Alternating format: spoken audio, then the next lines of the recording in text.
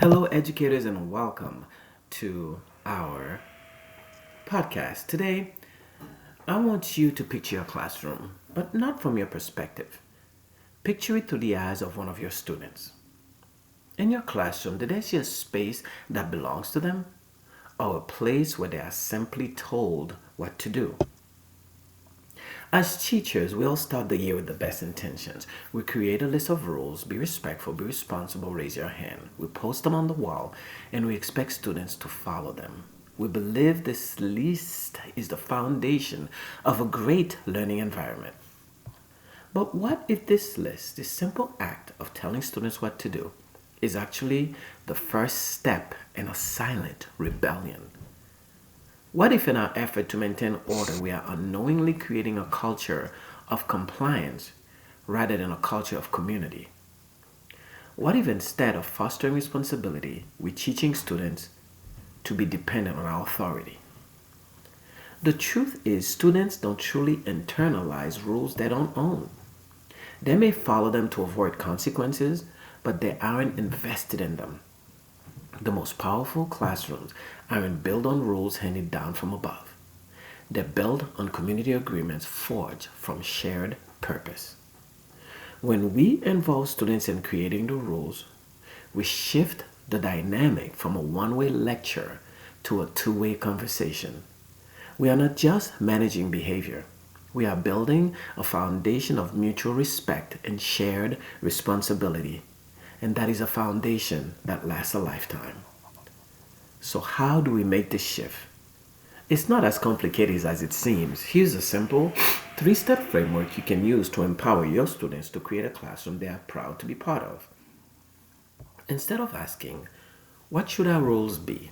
Ask the different, more powerful questions.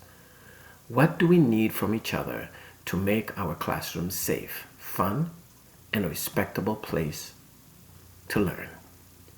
This reframes the conversation from discipline to community. For example, have students work in small groups to brainstorm their ideas. One group might say, we need to feel like we belong. Another might say, we need to be able to make mistakes without being laughed at.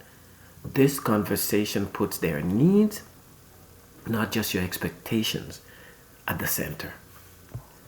Once the brainstorm is complete, guide your students to turn their ideas into positive, actionable statements.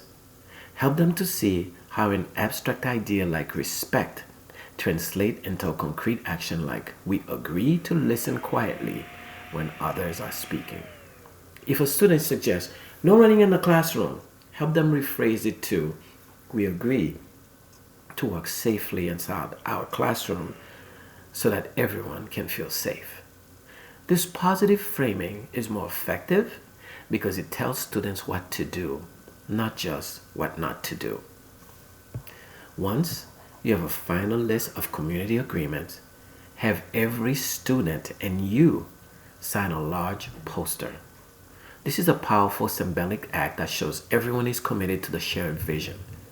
Post the signed agreement in a prominent place and refer to it often. When a conflict arises, instead of saying, you broke a rule, you can ask, which of our agreements can we use to help solve this problem? This turns a moment of discipline into a teachable moment about problem solving and accountability.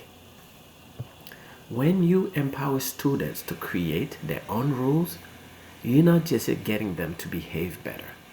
You are teaching them that their voice matters, that they have a role in creating the world around them, and that they are capable of self-governance. You are teaching them that true respect is earned through collaboration, not obedience. And that, my friends, is a lesson that will serve them long after they leave your classroom.